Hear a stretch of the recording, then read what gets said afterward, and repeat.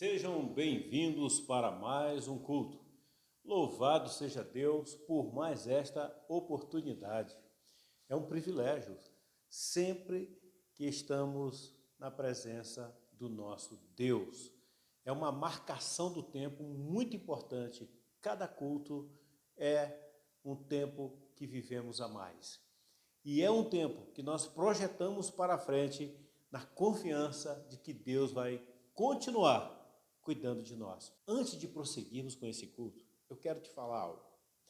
Tem um versículo na Bíblia que diz assim: tudo que há em mim, bendiga o seu santo nome. Tudo que há em mim. O que tem em mim? Tem um corpo, tem uma mente, tem uma voz, tem um ar que eu respiro, tem os ouvidos, tem os olhos.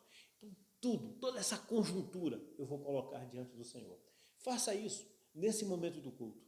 Nem mesmo para a leitura bíblica que vamos fazer e nem para os cânticos, você vai precisar do celular, porque nós vamos colocar a tela. Você vai poder só olhar para onde você já está olhando. E você vai ter a leitura bíblica e você vai ter os cânticos também, a letra dos cânticos. Então, peço a você, dá um descanso para o seu celular. Deixa ele desligado, tira os sons para que eles não fiquem te lembrando, te notificando de mensagens que chegam, deixa ele para lá, tá bem? É um pedido que eu te faço. E olha, todos os atos desse culto, eu gostaria que você participasse intensamente, porque nós estamos no culto. Então, quando for orar, ore mesmo. Você não está assistindo o culto. Isso é muito importante falar. Você não está assistindo um culto como assiste um filme, como assiste um outro programa, uma série. Não, você está participando do culto. Então, na hora que nós formos orar, ore também. Na hora de cantar, cante também. Glorifique a Deus aonde você está. A sua casa é um templo. Você está reunido como igreja. Amém? Nós somos igreja espalhada nesse mundão de Deus. Vamos então prosseguir com o nosso culto. Oremos. Senhor, obrigado por estarmos de volta a este culto e podermos, Senhor Deus, expressar a nossa fé, dizer que a nossa confiança continua em Ti, está mantida em Ti. Obrigado, Senhor Deus, porque nós temos certezas e essas certezas nos levam para Ti. Essas certezas partem de Ti. Por isso, Senhor Deus, a certeza ou as certezas que temos são seguras porque estão em Ti. É a segurança da vida presente, é a segurança da vida futura, é a segurança que nós estamos nos Teus domínios, nos Teus cuidados, na Tua proteção. Nós oramos em nome de Jesus, Senhor, expressando aqui a nossa confiança em Ti. Amém. Glória a Deus. Vamos louvar ao Senhor.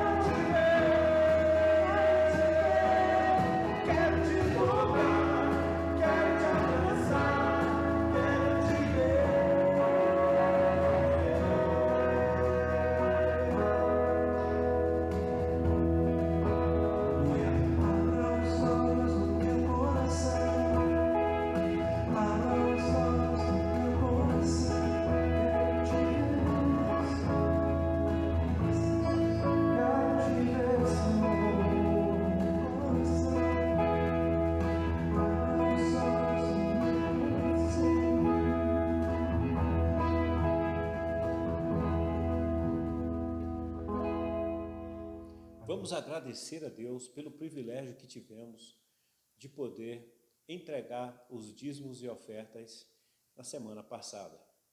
E vamos, na mesma oração, consagrar os dízimos e ofertas que serão entregues a partir de hoje, durante essa semana. Nós sabemos que os dias não são fáceis. Para manter a prática devocional, espiritual e de fé do dízimo, realmente nós precisamos estar muito decididos, organizados, para que possamos separar aquilo que é de Deus. E nós seguimos aquela linha de Jesus. Dai a Deus o que é de Deus e a César o que é de César. Ao homem o que é do homem, a Deus o que é de Deus. E nós assim o faremos. Quando o Senhor Jesus nos ensinou sobre a fé, sempre a fé veio acompanhada de entrega, de alguma atitude, de alguma coisa que sai de nós, alguma coisa que nós abrimos mão. Sempre foi assim. A fé nunca foi apenas agregar. A fé sempre foi largar alguma coisa para pegar outra. Sempre foi assim a fé. O próprio Jesus disse, você quer ganhar a sua vida? Perca a sua. Ele chegou a esse ponto.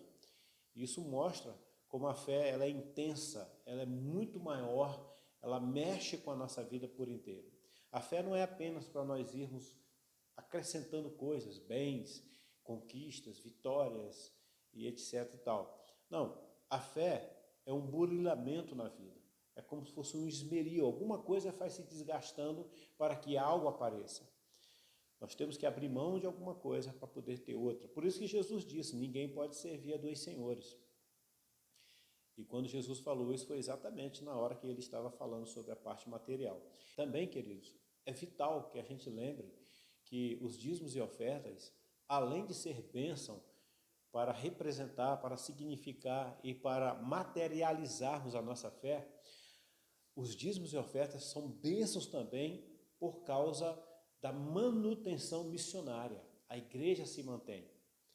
E tem um outro ponto importante, é a bênção de Deus que volta para nossas vidas. Muitas vezes não volta de imediato e nem sempre volta em forma material.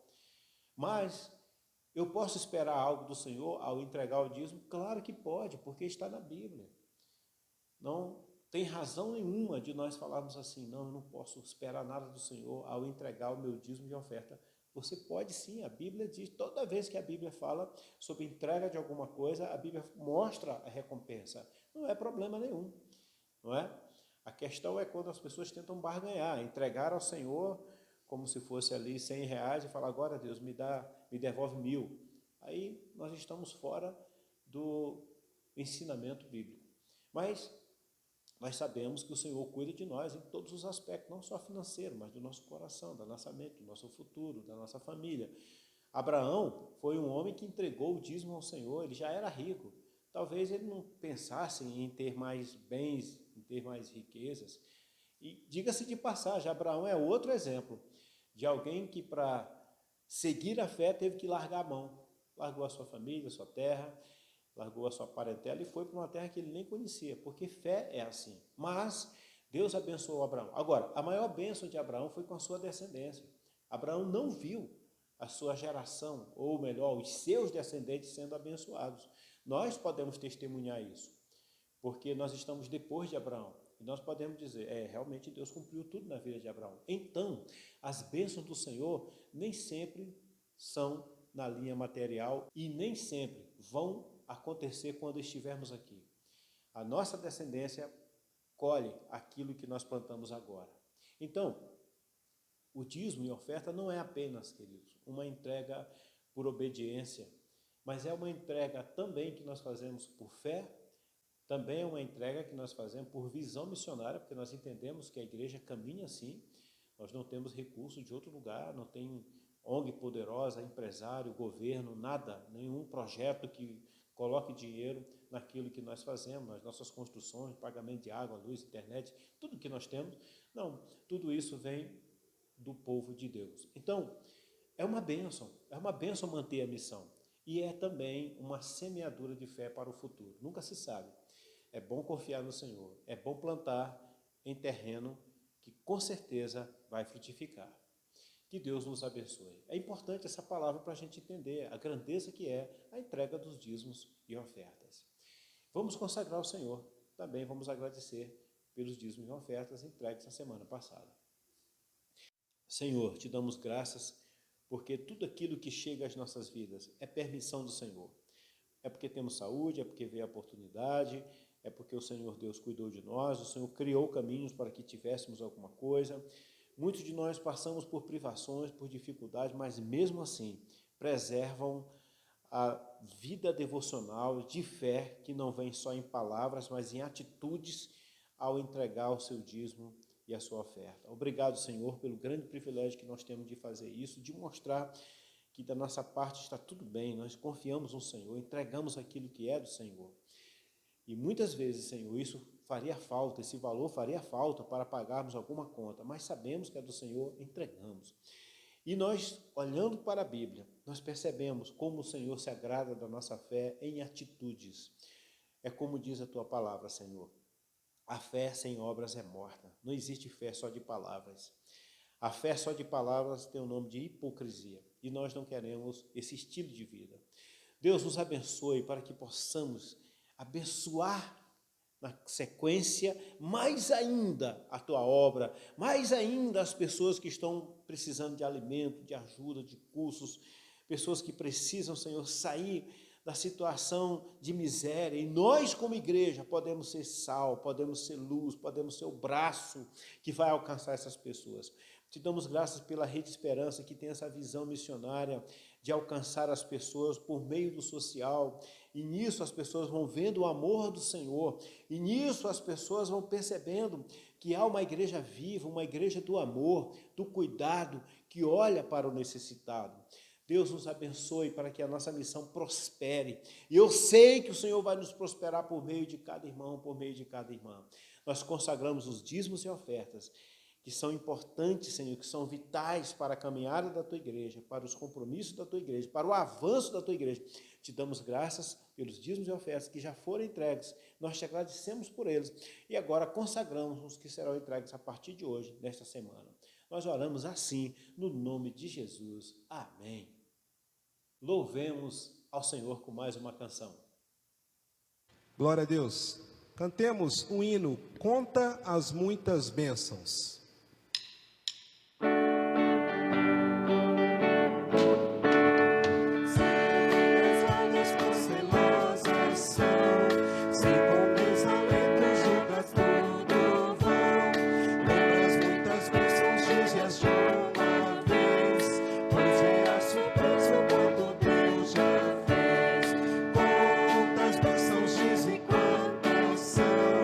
Recebidas na divina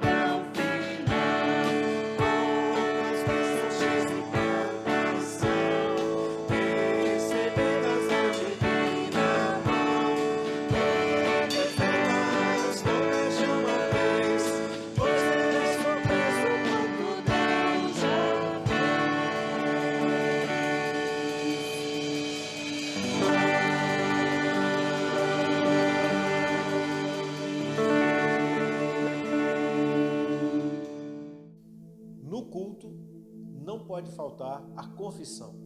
A liturgia, que aliás, liturgia significa serviço.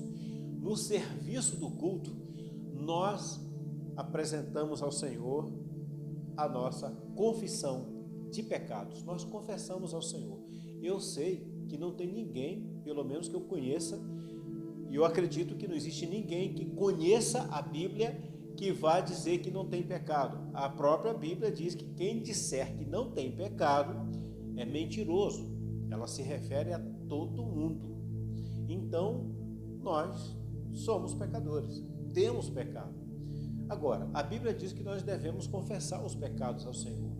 É o momento em que nós reconhecemos a nossa pequenez diante de um Deus grande. Reconhecemos a nossa limitação diante de um Deus que é tão poderoso, faz tantas coisas, inclusive perdoar pecados. É também um sinal de humildade diante do Senhor. E a Bíblia diz: humilhai-vos debaixo da potente mão de Deus. Fique aqui debaixo, porque a seu tempo ele te exaltará. Então a nossa humilhação também é ao reconhecer que somos pecadores. Nós de jeito nenhum temos a arrogância de chegarmos diante de Deus como se fôssemos merecedores, ou como se pudéssemos determinar alguma coisa, como se pudéssemos exigir alguma coisa, como se nós pudéssemos reivindicar alguma coisa, nada disso. Tudo é pela misericórdia de Deus, inclusive quando Ele nos perdoa os pecados. Vamos ter um tempo de oração. Eu gostaria que esse momento fosse também para que você pensasse em como pode fazer durante a semana. Confessar ao Senhor os pecados, reconhecer. E como eu venho dizendo, o Espírito Santo nos ajuda com gemidos inexprimíveis para que a nossa oração chegue ao Senhor. Mas o Espírito Santo também nos convence do pecado. Ele nos ajuda naquilo que nasce em nós, é o convencimento do pecado. E ele também ajuda naquilo que chega ao coração de Deus, que é a nossa oração. Mas o Espírito Santo ainda tem mais um valor. É quando ele nos ajuda nas nossas fraquezas. Vamos pedir ao Espírito Santo que nos ajude naquilo que nós temos sido contumaz, aquilo que nós temos pecado com frequência, aquelas situações que não agradam a Deus, que não condizem com a nossa fé, que não satisfaz a santidade de Deus, e nós sabemos quando o pecado faz isso. É valiosíssimo essa atitude de uma investigação, um escaneamento espiritual para identificarmos os pontos que precisam melhorar. Afinal de contas, sempre temos o que melhorar perante Deus, tá bem? Façamos então essa oração de confissão de pecados, ao mesmo tempo em que nós vamos pedir a ajuda do Espírito Santo. Vamos orar, curva a sua cabeça, façamos uma oração individual, compenetrados em nós mesmos. Amado Deus, nós estamos diante de Ti, pedimos perdão pelos pecados, Senhor, que muitas vezes nós cometemos e estamos acostumados a eles. Se o Teu Espírito Santo não nos tocar, não nos sensibilizar, certamente nós teremos dificuldades em perceber esses pecados, ou pelo menos em nos deixar ser tocados, sensibilizados, para que eles nos incomodem, para que eles nos sinalizem que estamos fora do traçado da santidade de Deus. Nos ajude, Senhor, para que possamos consertar a nossa vida, nos recuperarmos espiritualmente, para que possa haver em nós uma retificação de caminho. A Tua palavra diz que nós devemos retificar os caminhos tortuosos, aplainar os caminhos para que possamos ir ao coração de Deus. Nos abençoe para que nós possamos ter essa atitude de coragem, essa atitude sobrenatural, espiritual, devocional, que nos remete para Ti com uma postura de humildade, de centralidade na Bíblia e uma postura, Senhor Deus, de quem realmente reconhece que só o Senhor pode perdoar pecados e que nós somos realmente pecadores. Nós pedimos essa graça, essa bênção em nossas vidas, em nome de Jesus. Amém.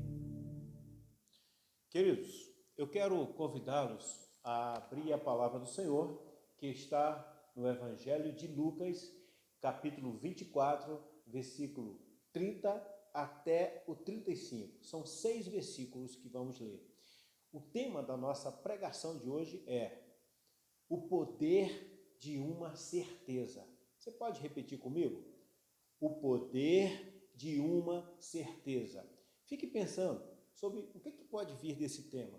O que isso pode trazer para a minha vida?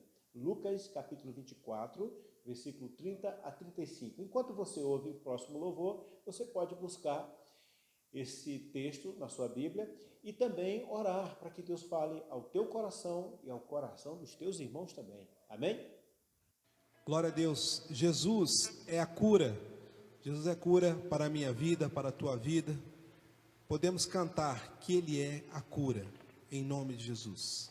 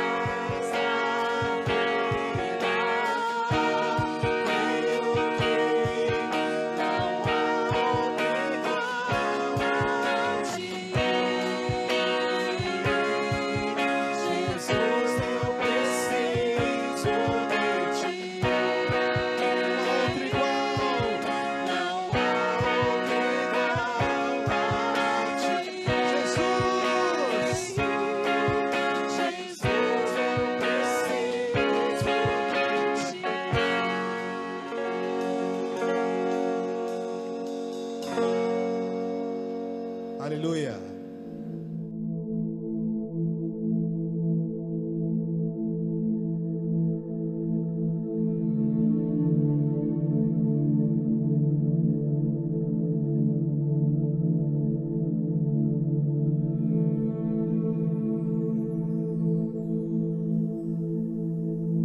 Quando estava à mesa com eles, tomou o pão, deu graças, partiu-o e o deu a eles. Então os olhos deles foram abertos e o reconheceram, e ele desapareceu da vista deles.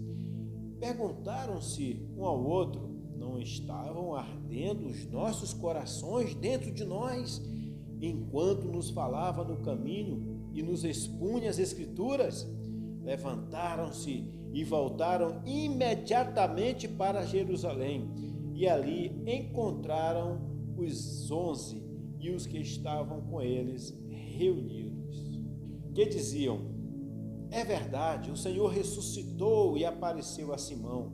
Então os dois contaram o que tinha acontecido no caminho e como Jesus fora reconhecido por eles quando partia o pão. Num terremoto, os bombeiros agilmente estavam ali resgatando. Houve um terremoto e a notícia foi que os bombeiros agilmente, corajosamente, resgataram as vítimas. Mas deram conta de que uma não tinha sido resgatada ainda. E eles começaram a gritar por aquela vítima. E ouviram um sussurro. Identificaram a vítima em algum momento, em algum lugar. Só que a vítima não sabia para onde ir, estava atordoada, estava cansada, assustada, mas o pior problema é que aquela vítima não conseguia enxergar. Ela estava na escuridão e, além de estar nos escombros, também havia a poeira. E a qualquer momento um desabamento final poderia acontecer e ser fatal para aquela última vítima a ser salva. O bombeiro, determinado a salvar aquela vítima, perguntou: aonde você está? O que você consegue perceber? Ou melhor, onde você estava antes do desabamento? E a pessoa falou: estava em tal lugar, assim, assim. Com muita dificuldade eles conseguiam conversar. E o bombeiro teve uma ideia. Ele disse assim: olha, eu quero que você siga a minha voz. E o bombeiro então foi falando e aquela pessoa foi seguindo a voz do bombeiro. O bombeiro ia se movimentando e aquela pessoa também. A pessoa ia por um determinado caminho, não conseguia sair porque estava bloqueado, e o bombeiro falava: agora você volta e faz tal trajeto. A pessoa ia fazendo. Não enxergava absolutamente nada, mas ouvia a voz do bombeiro. Até que aquela vítima foi salva. Depois que tudo estava resolvido, graças a Deus, um final feliz, aquela última vítima foi entrevistada e perguntada: o que você considera de maior êxito para ser salva daquele terremoto? Aí aquela vítima disse o seguinte: eu estava certa de que o bombeiro sabia o que estava fazendo.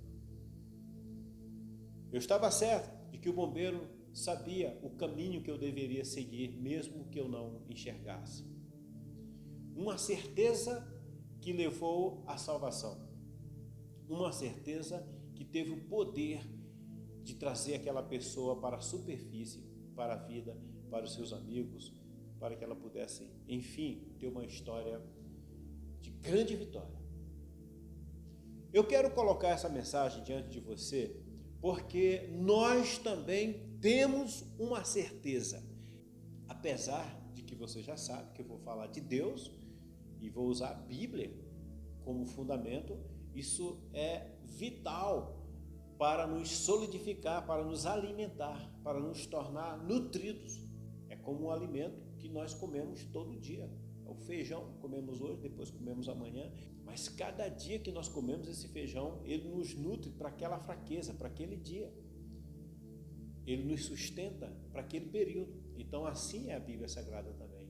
Embora eu vá falar aqui, a partir de um texto que você já conhece, de um Deus que você já conhece, de uma Bíblia que você já conhece, mas isso é a renovação. É como o feijão que nós comemos de novo, mas ele nos nutre outra vez. Tenho convicção plena de que Deus tocou o meu coração para falar a você a partir desse tema, o poder de uma certeza. O texto que nós lemos se refere aos caminhantes que estavam indo para Emaús. Saíram de Jerusalém com medo dos acontecimentos, da perseguição, da luta, da morte que rondava, da ameaça aos cristãos, de tantas lutas, de tantas incertezas na cabeça deles, e também porque Jesus tinha sido morto e sepultado. Aqueles discípulos estavam sendo movidos por incertezas. Incertezas. Saíram de Jerusalém, estavam indo para Emaús. Não era esse o trajeto de Deus para a vida deles. Mas como eles estavam movidos por incertezas, o que pode vir de pessoa que é movida por incerteza são erros na vida. Frustrações, fracassos, tristezas, angústias, porque o seu caminho é marcado por incertezas. Aqueles discípulos estavam fazendo uma lista de incertezas. Jesus alcançou-os e, embora eles não o conhecessem, Jesus ia conversando com eles. Eles só se deram conta de que Jesus estava com eles quando Jesus não estava mais com eles. Mas até então, eles iam batendo um papo como se Jesus fosse mais um igual a eles. E eles estavam na sua lista de incertezas. Nós achávamos que aquele Jesus, que era um homem poderoso em obras e palavras, nós achávamos que ele seria o Messias. Estavam incertos quem era Jesus. Mas ele morreu, foi sepultado, se bem que ele disse que ressuscitaria ao terceiro dia. Mais uma incerteza se a palavra de Jesus se cumpriria ou não. E eles iam lamentando pelo caminho. A outra incerteza é que eles não ficaram em Jerusalém como deveria ficar toda a igreja. Eles então desagregaram do grupo e criaram uma rota alternativa. Faz isso quem é movido por incertezas. Cria sua própria rota. Jesus, pela sua bondade, alcançou aqueles discípulos. Eu acredito, você não precisa acreditar no que eu vou falar, mas que Jesus, ele foi atrás de outras pessoas também. Esse relato de Lucas, capítulo 24, é, para mim, um modelo ou uma amostra do que Jesus teve que fazer com outros discípulos. Jesus teve que ir atrás de outros também, buscar as suas ovelhas desgarradas.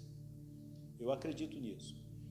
E aqui nós percebemos um ponto vital para a nossa fé, que é quando nós não damos a total atenção para aquilo que Jesus diz, nós vamos andar às cegas no escuro, na névoa, na fumaça do desabamento da vida, na poeira. Ficamos sem saber para onde nós vamos. Se eu não fecho os olhos e vou seguindo a voz, mesmo sem enxergar, eu não chegarei à saída. Nós não chegaremos à saída. Jesus é como esse bombeiro que eu contei no início, que nos chama. Ele diz assim: as minhas ovelhas conhecem a minha voz. É a palavra do Senhor que nos direciona. Nós não vemos soluções nesse período de Covid. Há muita gente preocupada, e tem razão de estar, mas até certo ponto, não a ponto de desesperar-se, mas a ponto de tomar cuidados. Eu vou dizer para você que Jesus é uma voz ativa na nossa vida para que nós não vivamos por incertezas do nosso próprio caminho.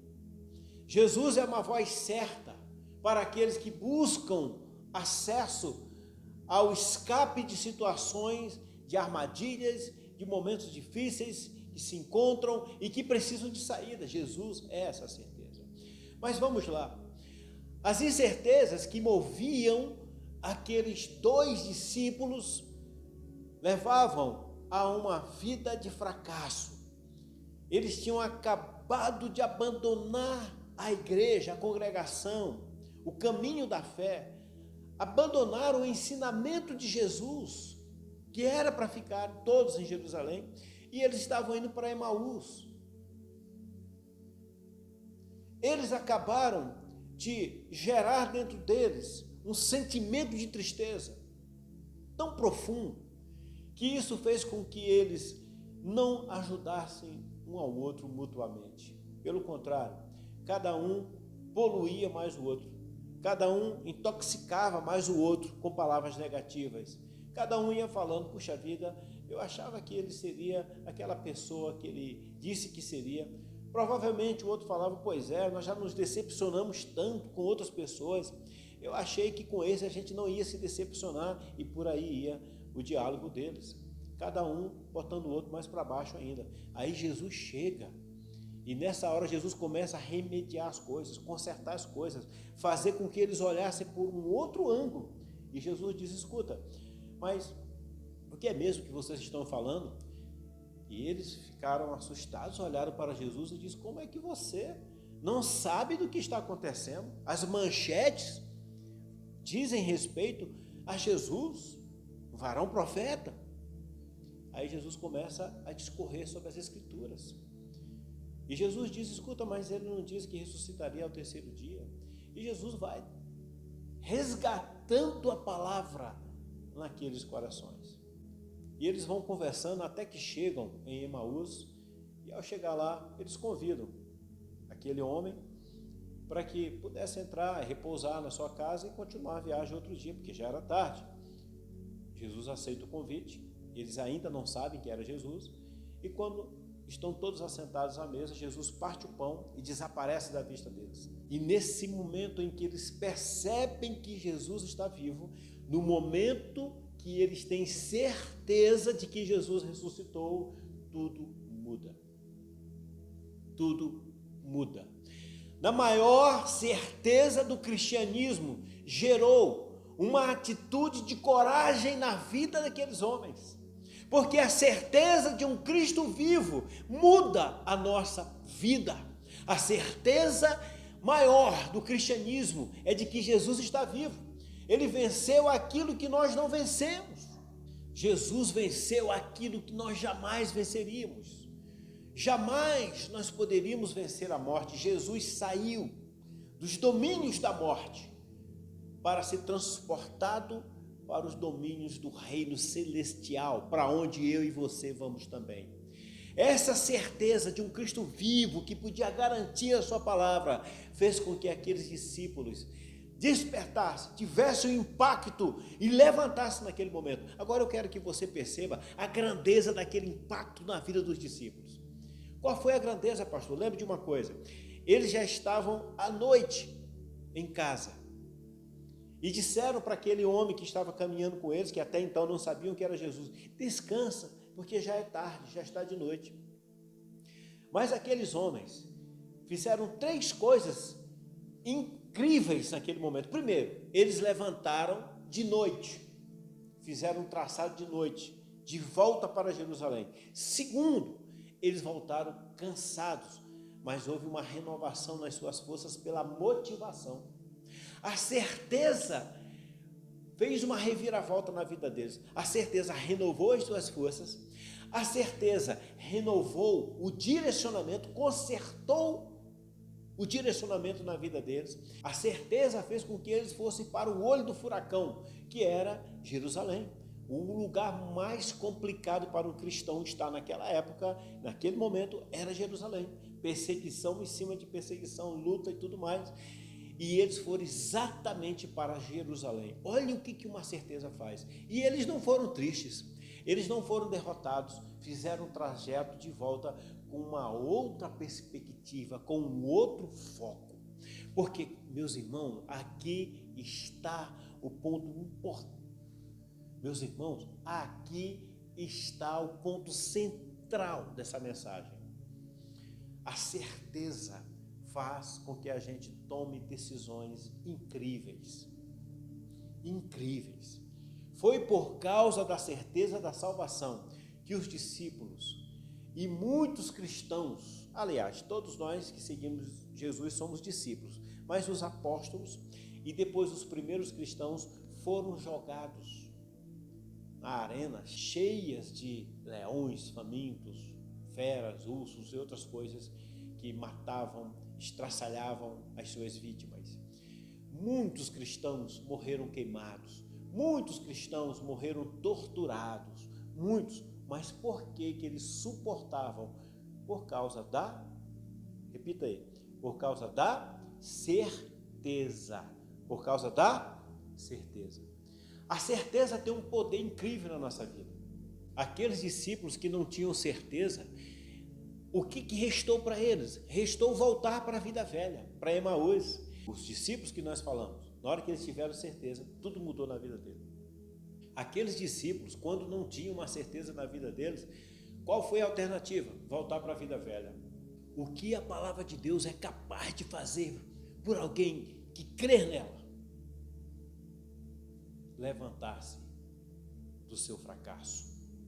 Levantar de onde você acha que caiu. Ninguém que confia no Senhor, ninguém que está agarrado à fé no Senhor é um fracassado, é um derrotado. Os momentos difíceis, de turbulência, de provação e até de perseguição podem vir na nossa vida, podem, mas nós venceremos. Levante a cabeça. Você que é um cristão e que olha para a sua vida e chega à conclusão de que muitos problemas estão acontecendo e que você acha que não deveriam acontecer porque você é um cristão, porque você confia em Deus. Mas escuta, os discípulos também passaram por isso, passaram por tribulação. Mas a fé no Senhor fez com que eles levantassem a cabeça. O lugar do fracasso foi o lugar da vitória também. Essa é uma outra característica de quando a certeza tem o poder sobre nossas vidas. O poder da certeza faz com que nós olhamos para aquilo que era o problema e ali, a partir dali, criamos a alternativa, damos o primeiro passo da vitória. Quando Pedro voltou ao mar, ele voltou ao lugar do fracasso, mas foi lá, na certeza de que o Senhor estava mandando ele ir, que ele teve vitória. Foi lá em Emaús, o foco do escape, da fuga daqueles discípulos. Foi lá em Emaús, o lugar onde eles foram buscar refúgio para a sua incerteza. Foi lá que eles encontraram a certeza de que deveriam voltar para Jerusalém. Ou seja, no lugar do fracasso teve a vitória. Olha, muitas vezes, aonde está o foco da derrota, ali está o foco da vitória também. Ali está o foco da vitória também. Quando lançaram Paulo na prisão, foi lá na prisão que Paulo escreveu uma das mais belas cartas e instruiu a igreja. Foi quando jogaram Misael, Ananias e Azarias na fornalha acesa que foi visto o quarto homem com eles ali dentro. Foi no lugar da destruição, no lugar da derrota, no lugar do fracasso, no lugar que deveria ser a humilhação, que houve a revolução. Porque diz respeito a pessoas que agiram por uma certeza. Foi lá na cova dos leões que Daniel, por confiar no Senhor, e ele disse isso, que o nome do Senhor foi glorificado, porque ele tinha certeza. Foi na certeza de que Deus estava com ele que Moisés voltou ao Egito, lugar do fracasso, e teve vitória. Porque a certeza tem um poder. Se você não acredita na fé que você tem, você está perdendo a revolução, está perdendo dar a volta por cima, está perdendo um momento de bênção para a sua vida. Não entregue os pontos. A certeza nasce quando há um coração em chamas, quando arde o coração. Não só esses discípulos tiveram atitudes por causa de um coração ardente. Eles mesmos disseram, quando estavam em Emaús, depois que Jesus havia subido, eles disseram, escuta, não nos ardia o coração enquanto eles falavam. Naquela mesma hora levantaram e foram para Jerusalém. Nós encontramos outros discípulos, 120 discípulos em Atos dos Apóstolos, quando o Espírito Santo desce sobre eles e traz um fogo que queima lá na alma, que gera combustível, que traz novas certezas espirituais. Aqueles discípulos se agigantaram. Pedro, que havia negado Jesus, pôde então se levantar e diante de uma multidão imensa pregou a palavra abertamente, sem nenhum medo. Que ousadia, que intrepidez, que determinação foi essa? Foi o impacto de uma certeza. Certeza. Pessoas que não têm certeza de que a sua vida está com Deus, são pessoas que vivem inseguras, e a insegurança é como um grande fantasma, que assombra, que assusta, que gera outros males. A pessoa não consegue dormir direito, a pessoa não consegue produzir, a pessoa não consegue se relacionar, a pessoa não consegue sorrir, não consegue ver beleza na vida. As incertezas geram inseguranças na alma, no coração, no futuro, em tudo. Mas quando há certeza, você não tem preocupação. Quando há certeza, não há ansiedade. Quando há certeza, não há desespero quando o mal chega, quando a situação ruim acontece. Porque há uma convicção de que nós estamos amparados, há uma certeza de que todo mal que possa acontecer a nós será revertido pelo Senhor. Toda coisa ruim que eventualmente tenha o poder de nos destruir, o Senhor tem um poder de nos reconstruir.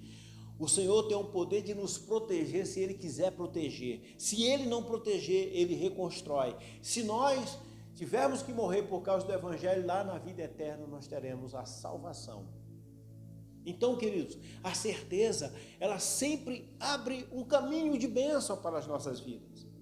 A incerteza leva as pessoas à amargura de vida, leva as pessoas a desconfiar de todo mundo, leva as pessoas à vida infrutífera no Evangelho. Por que pessoas não produzem na casa de Deus? Não tem seu ministério frutífero? Por que pessoas focam só no problema? Focam no que disseram para ela? Por que tem tanta gente fora da igreja reclamando, criticando a igreja? Porque focaram na coisa errada. Porque se elas tivessem certeza que elas são chamadas por Deus, se elas tivessem certeza que ali é o lugar delas, se elas tivessem certeza do seu ministério, se tivessem certeza da sua importância, quando elas enxergassem um problema, ao invés de criticar, elas iam resolver. A incerteza é um buraco negro que consome a nossa alegria, a nossa paz, a nossa produtividade, a nossa proatividade, as nossas virtudes, os nossos valores, leva tudo para lá. A incerteza não faz parte da nossa vida, queridos, não faz parte. Por que não faz parte? Porque eu tenho por certo quem é o Deus da minha vida.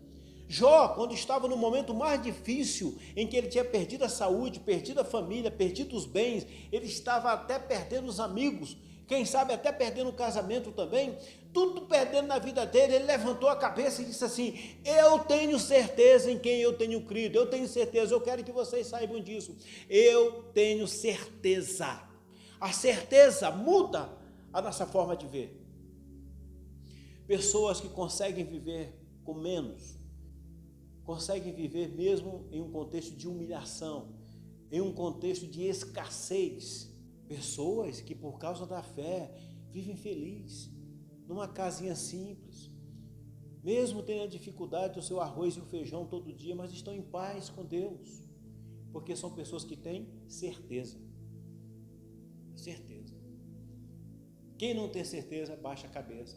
Quem não tem certeza, faz o caminho de volta. Quem não tem certeza, só geram pensamentos ruins, destrutivos, tóxicos, como fizeram esses dois discípulos que estavam indo de Jerusalém para Emaús. Quem não tem certeza, faz a sua própria rota. Quem não tem certeza, volta para o fracasso. Quem não tem certeza, vai ser humilhado pelos outros, porque chegando em Emaús, as pessoas vão falar: escuta, vocês não eram aqueles discípulos de Jesus, por que vocês não estão lá seguindo ele? Eles iam ter que viver com uma marca, com uma cicatriz horrível na vida deles. Mas eu vou terminar essa mensagem aqui. Se você tem certeza quem é o Deus da sua vida, você vai levantar agora mesmo.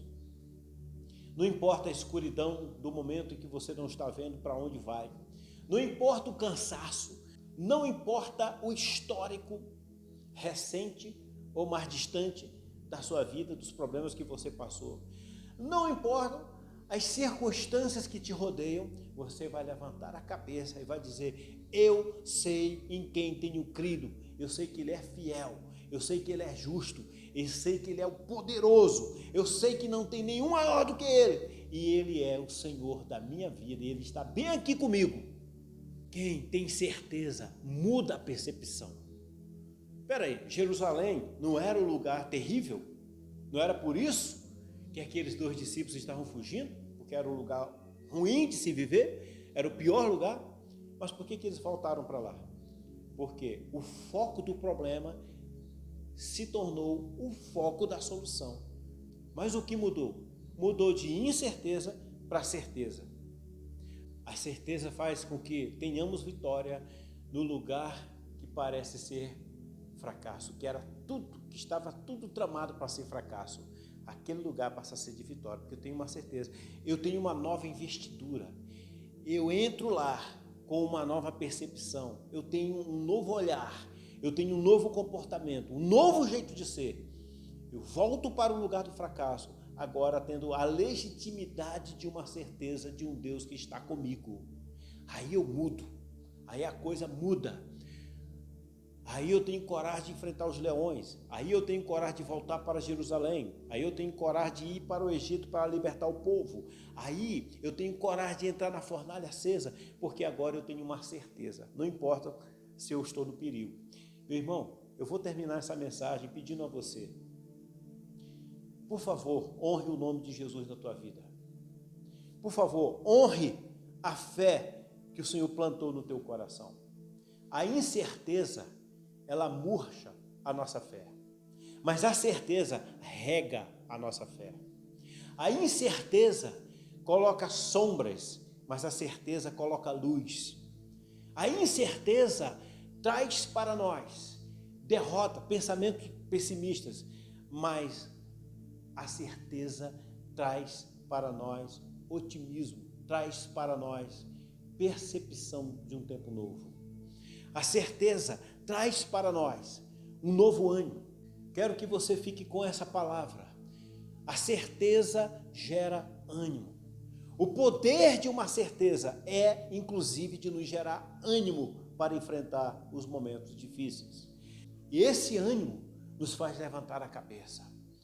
Bom, quando os discípulos voltaram para Jerusalém, o problema continuava lá. Haviam as mesmas ameaças. Os mesmos problemas estavam lá. Eles não voltaram porque acabou o problema. Eles não voltaram porque as ameaças tinham passado. Não. Eles voltaram porque tinham uma certeza. Então, você tem uma certeza na sua vida. Há uma certeza de que Deus cuida de você. Há uma certeza de que Deus está contigo. Há uma certeza de que você pertence ao Senhor. Há uma certeza de que tem uma voz te dirigindo no escuro. Há uma certeza de que tem um futuro te esperando, de salvação, de vida eterna ao lado de Deus. Tem uma certeza aí no teu coração de que o teu nome está escrito no livro da vida. Tem uma certeza de que Deus te fortalece em todas as situações e por isso você pode dizer como Paulo: posso todas as coisas, mesmo no fracasso, mesmo na vitória, mesmo na escassez, mesmo na fartura, posso todas as coisas naquele que me fortalece, aquele que eu tenho certeza que está comigo. Não baixe a cabeça. Foi no momento de maior dificuldade que esses discípulos levantaram a cabeça, de cansaço, de escuridão, que eles tiveram ânimo na vida deles, porque a certeza chegou. Você tem essa certeza, então fique de pé e vença. O Senhor é contigo. Vamos orar? Quero convidar você a orar comigo.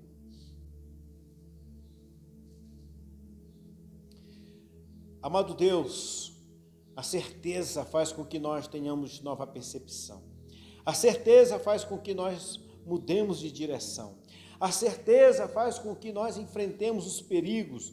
A certeza, Senhor Deus, nos leva a um novo comportamento. Te damos graças, Senhor, porque foi no momento em que aqueles dois caminhantes tiveram seu coração em chamas, começaram a arder por causa da palavra de Jesus. Uma palavra que Jesus já tinha pregado, mas agora Jesus volta a falar as mesmas palavras, e essas palavras começam a criar um novo ambiente no coração daqueles discípulos. É assim conosco também, Senhor. Muitas vezes aquilo que nós ouvimos tanto não faz a mesma eficácia, não causa o mesmo efeito, não gera o mesmo impacto de quando nós ouvimos outra vez. E quem sabe, nessa outra oportunidade que as pessoas estão ouvindo essa mensagem, isso está fazendo sentido para elas, está gerando uma nova energia espiritual, uma nova força, um impacto, uma vontade de vencer, uma alegria para que elas possam levantar a cabeça e saber que são vitoriosas em meio à amargura, em meio ao caos, em meio à perseguição, em meio à dificuldade. Obrigado, Senhor Deus, porque o Senhor se revela nos momentos mais difíceis da nossa vida e traz a certeza de que nós somos filhos de Deus, traz a certeza de que nós somos vitoriosos. Eu peço a Ti, ó Deus, por cada pessoa que ouviu essa mensagem, cada pessoa que está recebendo essa oração, que está orando comigo, Deus, abençoe para que nós possamos enxergar um Deus poderoso, um Deus que está conosco nesses tempos difíceis e que nós não vamos abaixar a cabeça, não vamos nos derrotar, pelo contrário, tudo aquilo que foi armado, tramado para nos destruir, a partir daí nós vamos fazer o caminho de volta, o caminho da vitória, o caminho que vai dignificar, o caminho que vai revelar em quem nós temos crido. Abençoa o teu povo, em nome de Jesus. Amém. Meu querido, fique com essa mensagem no teu coração. Tenha uma semana vitoriosa e eu quero que você saiba, mais uma vez, o poder da certeza vai mudar a tua forma de viver. Um grande abraço e até a próxima oportunidade. Mas antes, receba a bênção apostólica. Que a graça maravilhosa do nosso Senhor Jesus Cristo, o amor de Deus, a comunhão e a consolação do Espírito Santo permaneça com todos nós, para todos sempre. Amém. Um grande